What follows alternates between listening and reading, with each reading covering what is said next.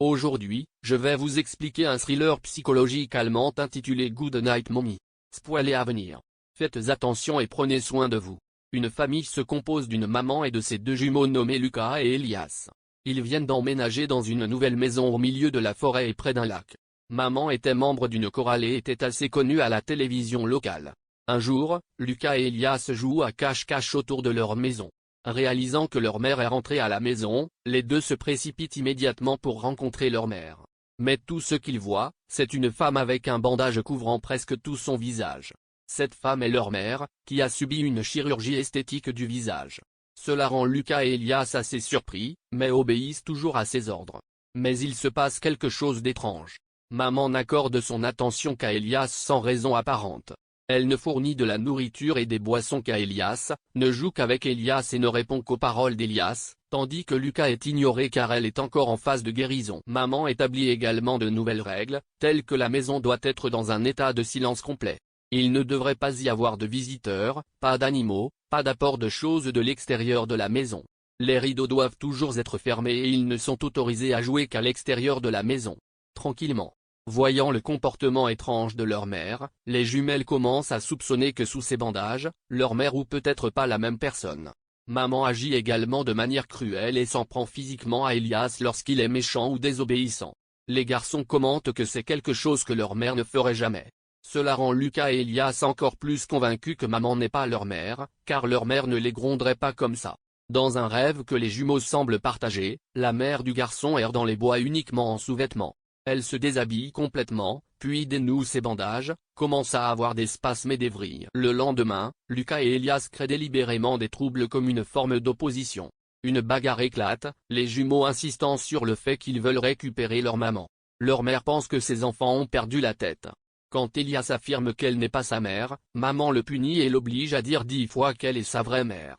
Elle lui dit également d'arrêter de parler à Lucas. Elias devient très triste en sachant que maman veut les séparer. Quelques jours ont passé. Lucas et Elias détestent toujours maman et veulent que leur vraie mère revienne bientôt. Plus tard dans la journée, maman veut les rencontrer tous les deux.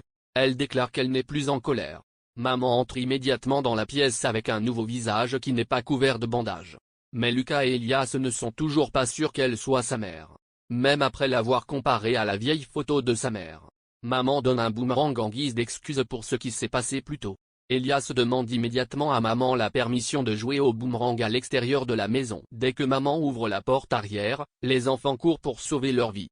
Ils s'échappent en ville et finissent par se diriger vers une vieille église et demandent le prêtre.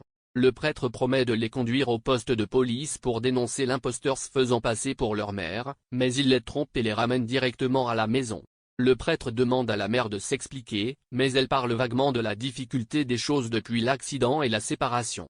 Maman retourne à l'intérieur, mais ne trouve ni Elias ni Lucas nulle part. Elle finit par abandonner et pleure pour s'endormir. Cette même nuit, Lucas et Elias font quelque chose à maman. Elle se réveille le matin à la vision de ses jumeaux et de leur masque gobelin fait maison, et à la réalisation qu'elle est attachée au lit. Les jumeaux l'ont attachée, l'empêchant de s'échapper. Juste à ce moment, Lucas et Elias commencent à se renseigner sur le sort de leur vraie mère. Elle insiste sur le fait qu'elle est leur mère. Lucas et Elias commencent à comparer la photo de leur vraie mère avec celle de maman. Ils se disputent parce qu'Elias a commencé à croire que maman est leur vraie mère, tandis que Lucas est toujours convaincu que maman n'est pas leur mère. Quand maman est seule avec Elias, maman continue d'essayer de convaincre Elias qu'elle est sa vraie mère et dit à Elias de la laisser libre. Lentement, Elias commence à se couper les pieds, mais s'arrête lorsque Lucas revient et lui demande ce qu'il fait. Il démontre que la tache de naissance faciale de maman s'efface facilement. Maman leur dit qu'ils l'ont enlevée en chirurgie. Elias n'y croit pas et la gifle. À ce moment-là, Lucas et Elias ont de nouveau demandé où se trouvait sa mère, tout en torturant maman de manière très peu naturelle. La torture qu'ils font est extrêmement insensée. Maman est attachée au lit pendant des jours. Elle a son lit. Les jumeaux l'ont brièvement libérée de ses chaînes pour changer la literie. Maman profite immédiatement de cette occasion pour s'échapper. Les jumeaux, cependant, ont mis en place un piège qui la fait tomber, la faisant perdre connaissance.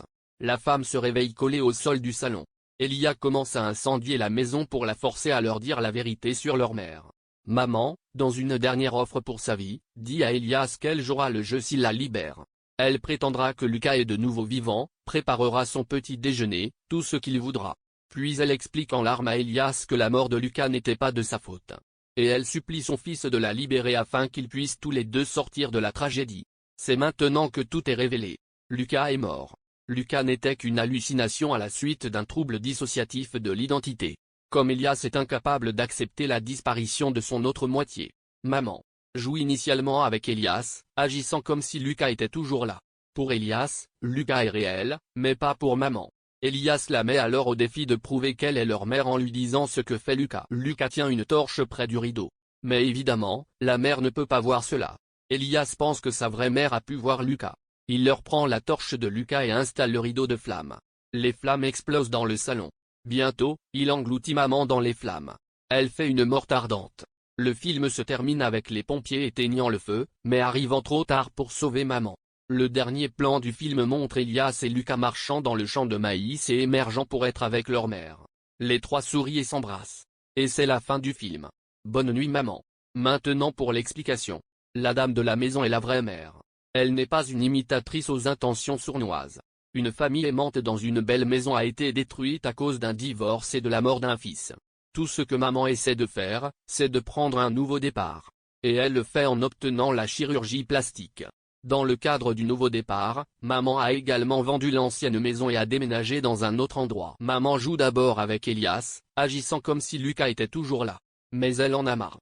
Cela arrive à un point où elle bat même et menace Elias d'arrêter de parler à son frère décédé. Enfin, à la fin du film, on nous montre ce portrait de famille parfait qui se dissout en cendres. Il est clair que ce cadre est une représentation ironique de la façon dont cela se serait passé sans l'accident qui a coûté la vie à Lucas. Le sort d'Elias après l'incendie reste un mystère. Abonnez-vous pour plus de vidéos comme celle-ci, activez les notifications et laissez un like pour aider la chaîne. Merci d'avoir regardé.